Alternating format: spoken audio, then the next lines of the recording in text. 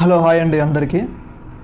రీసెంట్గా వైసీపీ పార్టీలో ఒక రకంగా ఒక పునరుత్తేజం అయితే వచ్చింది. ఎందుకు అంటే ఓడిపోయిన తర్వాత వైసీపీ నాయకులు కానీ వైసీపీ కార్యకర్తలు కానీ ప్రభుత్వానికి వ్యతిరేకంగా మాట్లాడాలంటే తీవ్రమైన భయానికి లోనయ్యేవాళ్ళు. ఎందుకంటే ప్రభుత్వానికి వ్యతిరేకంగా మాట్లాడితే ఎక్కడ జైల్లో పెడతారో అని చెప్పేసి వాళ్ళు తీవ్రంగా భయపడేవాళ్ళు. కాకపోతే ఇప్పుడు ఆ పరిస్థితి మారింది. ఎందుకు అంటే రీసెంట్గా ఆ బాలినేని గారి ఇష్యూ ఉంది కదా, బాలినేని గారి ఇష్యూలో ఈవీ ఉంది కదా, ఎలక్షన్ కమిషన్ ఉంది కదా, ఎలక్షన్ కమిషన్ ఎలక్షన్ కమిషన్ చేస్తున్న పరిణామాలు చూస్తుంటే వైసీపీ నేతల్లో కూడా అనుమానాలు అనేది రేకెత్తుతున్నాయి అన్నమాట. ఎలక్షన్ కమిషనే ఎన్నికల్లో ఏదో ఫ్రాడ్ చేసింది, అందుకోసం వైసీపీ ఓడిపోయింది అని అటు కార్యకర్తలు ఫీల్ అవుతున్నారు, సాధారణంగా ఏపీ ప్రజలు కూడా ఫీల్ అవుతున్నారు అనమాట. మొన్నటిదాకా ప్రభుత్వానికి మాట్లాడితే ఎక్కడ తమని జైల్లో పెట్టి వేధిస్తారు అని చెప్పేసి ఒక వైసీపీ మాజీ ఎమ్మెల్యే గారు మంత్రి గారిని బయటకు వచ్చి మాట్లాడటానికి అయితే చాలా భయాలు అయితే వ్యక్తం చేశారు. కాకపోతే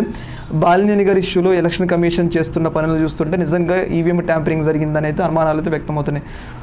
ఏదేమైనా కానీ ఓటమి తర్వాత వైసీపీ పార్టీకి ఇప్పుడిప్పుడే కొంచెం శ్వాస అంటే ఇప్పుడిప్పుడే కొంచెం బ్రీత్ దొరుకుతుంది. రీసెంట్గా బొత్స గారి విజయం, అలాగే రీసెంట్గా ఈవీఎం యొక్క బాలినేని గారి ఇష్యూ, బెల్లాల చంద్రశేఖర్ గారి ఇష్యూ కూడా, అంటే ఎలక్షన్ రోజు 60% ఉండాల్సిన ఛార్జింగ్ మళ్ళీ కౌంటింగ్ రోజు 99%కి ఎలా వచ్చింది, ఇలాంటి అన్ని ఇష్యూస్ చూసుకుంటే నిజంగా టీడీపీ ప్రభుత్వం వాళ్ళ బలంతో గెలలేదు, ఎలక్షన్ కమిషన్ ఫ్రాడ్ చేయడం వల్లే గెలిచింది అన్న అనుమానాలు అయితే ఎక్కువ బలపడుతున్న సందర్భంలో వైసీపీ నేతల్లో వైసీపీ క్యాడర్లో ఒక నూతన ఉత్తేజితం అయితే వచ్చిందనమాట. అంటే మొన్నటిదాకా ప్రభుత్వానికి వ్యతిరేకంగా మాట్లాడిన వాళ్ళు ఈరోజు మాత్రం ప్రభుత్వానికి వ్యతిరేకంగా విమర్శలు చేస్తున్నారు. ఏదేమైనా కానీ ఈవీఎం ఇష్యూ అనేది ఒక రకంగా ఏపీ వైసీపీలో మాత్రం కొత్త ఉత్సాహాన్ని అయితే నింపింది. దీని మీద మీ అభిప్రాయం తెలియజేయండి. ఓకే, మరి థ్యాంక్ యూ.